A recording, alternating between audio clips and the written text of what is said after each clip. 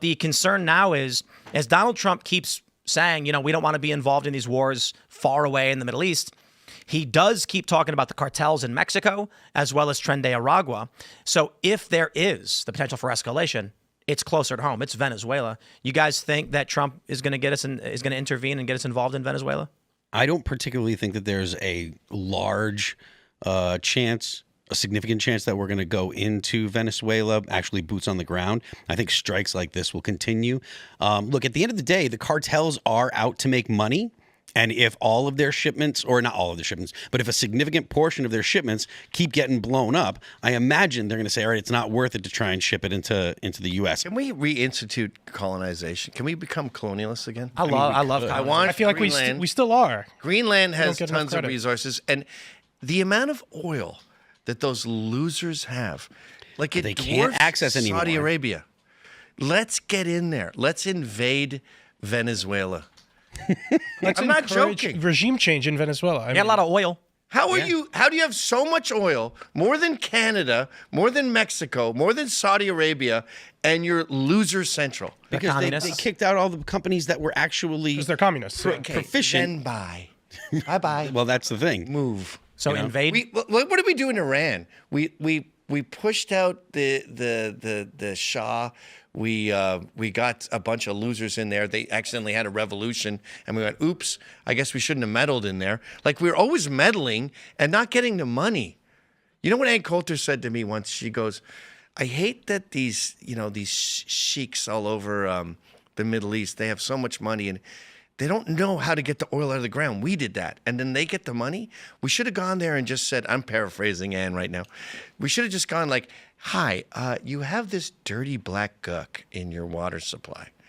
And we'll be removing that now for $100 a month. And then,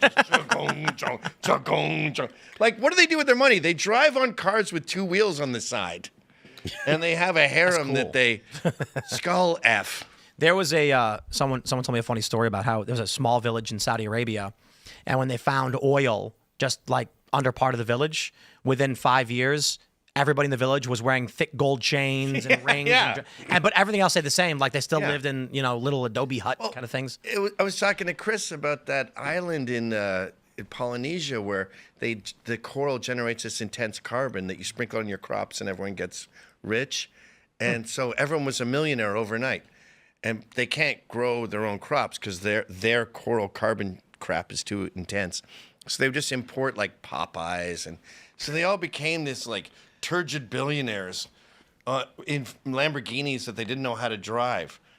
Like you can't help certain cultures that are just not as advanced as ours. You need to go through cold Siberian winters to know how to spend your money. Sorry. So, as far as this story goes, there's a few things. There's a few different things going on. So first of all, these cartels are terrorist organizations, have been designated as such, and so all of these boats are legitimate military targets, as far as I'm concerned. We've been having a military buildup outside of Venezuela, and there are a lot of reasons why regime change would make sense there.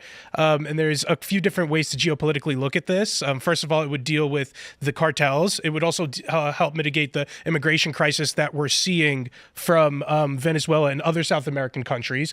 Also, us getting the oil would be a huge deal. We have the correct oil refineries for Venezuelan oil, which is like thick and sour, so-called thick and sour oil. So this could help mitigate Russia's benefits off of cheap oil right now that they're sending around the globe. So like we could help spike those prices down, drop those prices if we were able to get that Venezuelan oil out. So we should invade Venezuela. We should encourage the Venezuelan people to rise up against their fascistic communist captors. Okay. I got an idea. Now, if we want to avoid full-scale war with Venezuela, right? Ooh, I'm scared. Well, but it's full-scale war. But you don't go to 10 right away. You don't crank it all the way up real quick, right? We want to if we can avoid war and take them over, it's better than going to war, right? We save money. Absolutely. Okay. So I got an idea.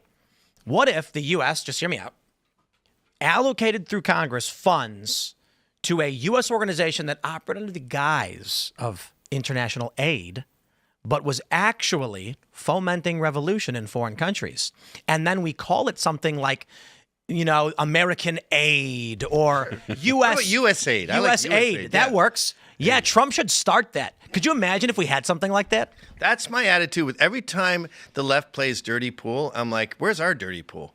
Like Have one. Putin has this thing, Little Green Men, where he sends in guys in green uniforms to foment revolution, and I'm like, okay, And the Wagner Group. Well, I mean, that's basically I'm doing that. I want that in Venezuela. Quick trip to Venezuela with the Berets boys. That in Greenland. That's like, what let's do USAID that. was. Yeah, well, Everyone's playing dirty pool, but us. but that, No, well, the problem is USAID was woke, and it was Right. it was Let's do an unwoke Listen, it was USAID. not pushing American interests. It was convincing third world. It was forcing third world countries to adopt policies towards accepting LGBTQ activism and transgenderism. And the people like in Afghanistan were like, "Why is this on my wall?" And then we're sitting in America being like, "Literally, what is the American interest in promoting LGBTQ activism in Afghanistan?" Now, if you said we want the oil from Venezuela, sure, I can understand that. We can have a debate about whether we should or shouldn't, but at least that would make sense mathematically. Yeah. Thanks for checking out this clip from Timcast IRL. Make sure to watch the show live Monday through Friday at 8 p.m. Subscribe to this channel, and we will see you all there.